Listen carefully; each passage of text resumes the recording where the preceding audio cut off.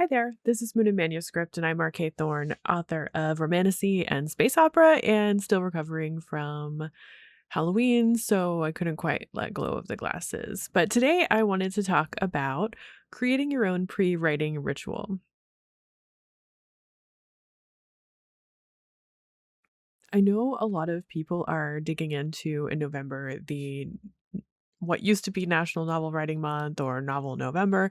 You know, even if you don't want to take part in one of those programs, a lot of people are used to the tradition of writing a lot in November. And if you're new to that, welcome. I wrote my first novel that I finished in November for NaNoWriMo. So I definitely think it's a great idea to give it a try.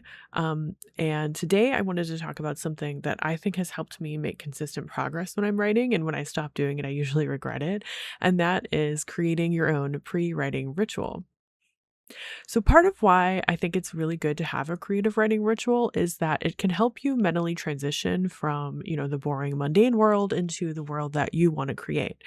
There's also something that it reinforces that this time is just for writing. I'm doing this ritual to prepare to write, not to go on social media, not to check my sales statistics, not to try something else, not to research covers, just to write. And consistently writing is what writers do.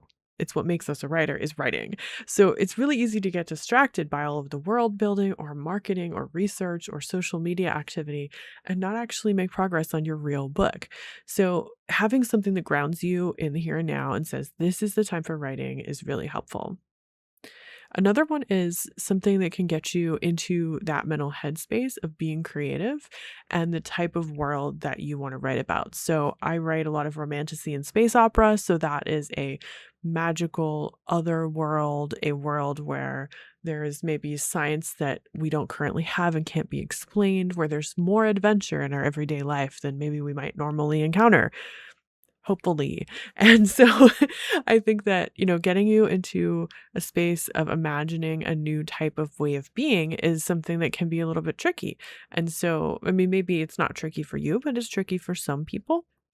So, doing things to kind of take your brain in that direction can be a really helpful thing.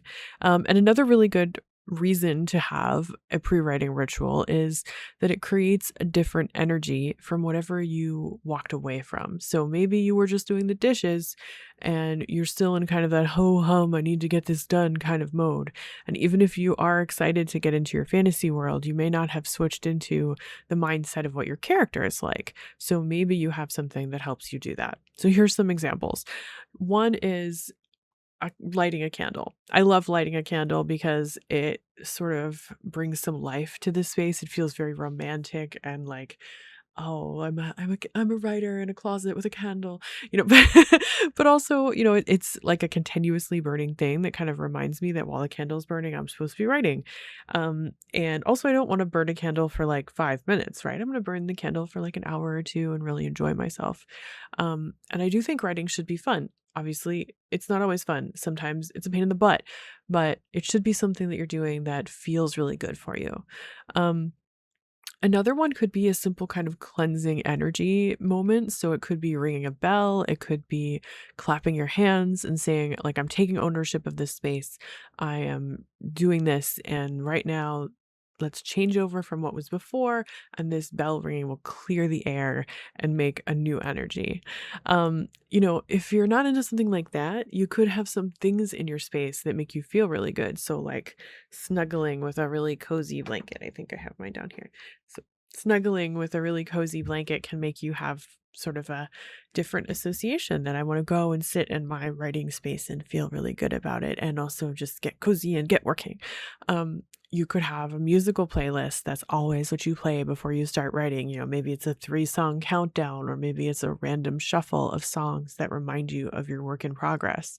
I always have these songs that sort of tip off the work or kind of help me get back into the space of the work. So different ones that even now when I hear about them later, I want to go back and write in that world very strongly because I spent so much time listening to that one or two or three songs to get myself into the headspace of the work. Um, so those are some examples. It could also be a special snack or some chocolate. It could be, going to pee before you go so you don't have to get up and get distracted while you have a good idea. It could be getting a nice cup of coffee or a tea to really, give you some energy and some warmth, and also just part of the ritual that it's like I ring, I light my it's like I light my candle, I have my coffee, and I put my blanket on my lap and I start writing.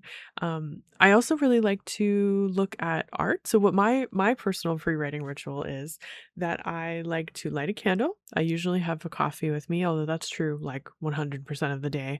And then I have a little blanket that I snuggle with, and I also I do eat one of two things. I either listen to a song or I will look at art. So I will look at fantasy art if I'm working on a fantasy thing, or like Pinterest boards that I've collected for that work, to remind me, the different settings that I've picked out, the way that the characters feel, the specific emotions that I want to bring to the work. So those are some different things you can do to create a pre-writing ritual that's really exciting for you. What do you think you would do for your creating ritual? Or if you already have one, what's in yours? So this is Moon and Manuscript. I'm RK Thorne, and I'll be here throughout November. I am also going to be working on finishing my current work in progress this November, so I'm hoping to get from 80,000 words to 100,000 words, so cross your fingers for me. If this helped you, let me know and leave a like or subscribe. Thanks.